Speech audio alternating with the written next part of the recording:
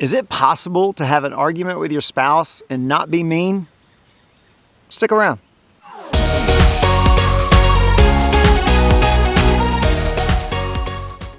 In our second year of marriage, we had an argument. I really don't remember what it was about, but I vividly remember how heated it got.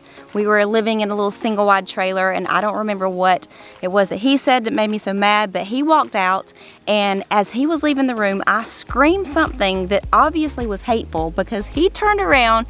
I don't remember what I said, but I remember what he said perfectly. He came back into the room, he looked at me, he got in my face and said, "You will never speak to me like that again. You're my wife, and I'm your husband, and I deserve more respect than that." I did it just that lovingly and calm. Well, I don't remember what we fought about, and I'm sure that wasn't the last time that I spoke to him that way. I know that that was a point in our marriage where we sat down and said, hey, we don't need to let it get out of hand like this. We need some ground rules for not just the way we argue, but the way we talk to each other in general. We did. We made some ground rules. One of our ground rules that we adopted early in our marriage was based off of a passage in Ephesians chapter 4, verse 32. It says this.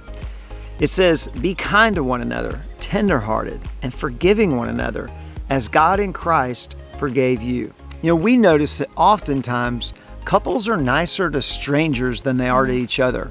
If we talk to the people that we work with or friends the way we talk to our spouse, we wouldn't have very many friends for long. What if we could change the way we talk to each other to simply be nice and kind?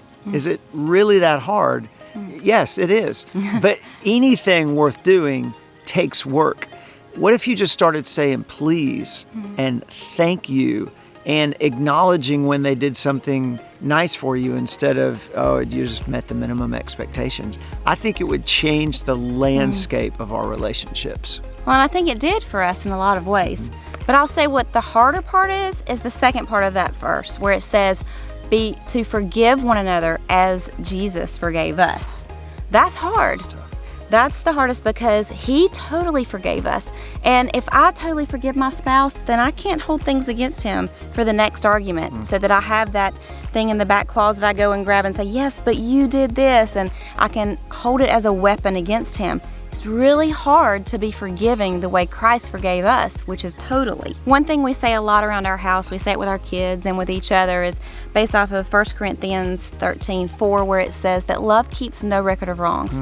And what we like to say to our kids is once we've dealt with it, it's gone, it's forgotten. And we try really hard not to bring that same offense up again. And we try to do that with each other because if we continue to do that, we're just going to wound each other over and over again.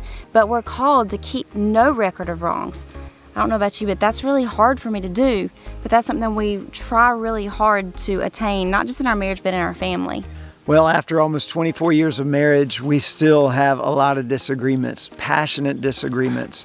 But one thing we're passionate about is resolving it the way Christ commands us to resolve it, to offer each other grace, not because I deserve it, but because Christ commands me to do that.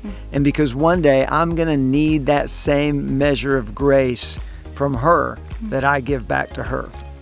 Yes, to you. Words are very difficult for me.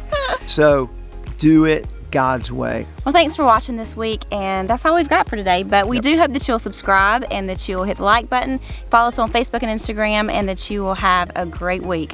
Take care.